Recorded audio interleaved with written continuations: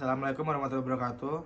Saya di sini ingin mendiskusikan artikel di bawah ini bersama kelompok kami yang ber apa? Yang berjudul meramalkan permintaan. Materi pertama akan disampaikan oleh rekan teman saya yaitu Ripo Adi. 1. Jelaskan masalah atau tujuan yang diangkat dalam artikel tersebut. Artikel tersebut menjelaskan tentang menyelidiki kontribusi kegiatan pemasaran promosi, permintaan historis, dan faktor-faktor lain untuk memprediksi, dan mengembangkan kerangka kerja berbasis pengklasifikasi fuzi berbasis data besar, juga disebut perkiraan berbasis permintaan, yang dapat membentuk, merasakan, dan merespon permintaan pelanggan nyata. Beberapa faktor untuk harus diperhatikan. Yang ke-1, efisiensi proses. 2, agregasi permintaan. 3, pembagian informasi. 4, efisiensi web. Yang kelima, manajemen risiko.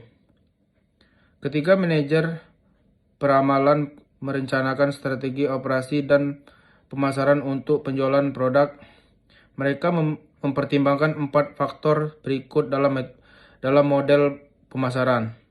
Yang pertama, produk. Yang kedua, harga. 3, tempat. 4, promosi. Ini bertujuan untuk meningkatkan keakuratan perkiraan permintaan. Untuk mencapai hal ini, model berbasis jaringan staf propagasi balik dilatih dengan masukan fuzi dan dibandingkan dengan metode perkiraan benchmark pada data deret waktu. Dengan menggunakan data historis permintaan dan penjualan yang dikombinasikan dengan efektivitas periklanan, pengeluaran promosi, dan data acara pemasaran.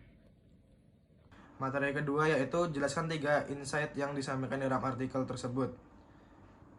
Yang pertama ada, sepanjang pengetahuan kami, studi ini adalah yang pertama yang menyelidiki kontribusi kegiatan pemasaran promosi, permintaan historis, dan faktor lainnya, serta mengembangkan kerangka kerja berbasis data besar untuk membentuk, merasakan, dan meningkatkan permintaan. Mencetak akurasi model deret waktu menggunakan pengklasifikasi berbasis fuzi ANN di lingkungan data besar. Dan yang kedua, hasil eksperimen kami menunjukkan bahwa model yang diusulkan berkinerja lebih baik dibandingkan metode perkiraan tradisional. Ketika kami mensimulasikan dampak dari rencana efektivitas pemasaran yang berbeda dengan mengidentifikasi opsi yang paling layak sambil memaksimalkan pendapatan dari ROI dari masing-masing sumber berikut, yaitu 1, saluran pemasaran. 2, efek peluruhan ad stock yang ditunjukkan dengan waktu paruh iklan. Dan yang ketiga, dampak iklan terhadap penjualan. Dan yang ketiga atau yang terakhir, analisis lanjutan kami lebih lanjut menunjukkan bahwa usulan kerangka kerja berbasis data besar memberikan hasil perkiraan yang lebih baik setelah menghubungkan perkiraan permintaan dengan data pasokan. Hal ini juga menghitung keuntungan yang semakin berkurang, secara teratur memantau efektivitas pengiklanan, dan menyarankan alokasi optimal dari total pengeluaran pemasaran sambil memaksimalkan efektivitas. Materi selanjutnya akan disampaikan oleh rekan teman saya. Materi selanjutnya, jelaskan cara melakukan peramalan permintaan. Bagian ini membahas berbagai pendekatan yang diadopsi dalam penelitian untuk menangani peramalan permintaan. Selain itu, bagian ini juga memberikan beberapa informasi kontekstual mengenai big data, permodelan baruan pasar, dan ad stock periklanan. Kumpulan data deret waktu berisi sekumpulan pengamatan yang dihasilkan secara berurutan dalam waktu. Semua jenis organisasi menggunakan kumpulan data depan. Pertama, model deret waktu digunakan untuk memahami struktur dasar yang menghasilkan data. Dan kedua, untuk memprediksi perilaku masa depan setelah Metode perkiraan pembelajaran mesin digunakan dan diuji untuk mengembangkan setiap model perkiraan, dan kemudian proses perkiraan terbaik digunakan dalam model utama untuk memprediksi nilai masa depan dan mengungkap pola atau tren musiman.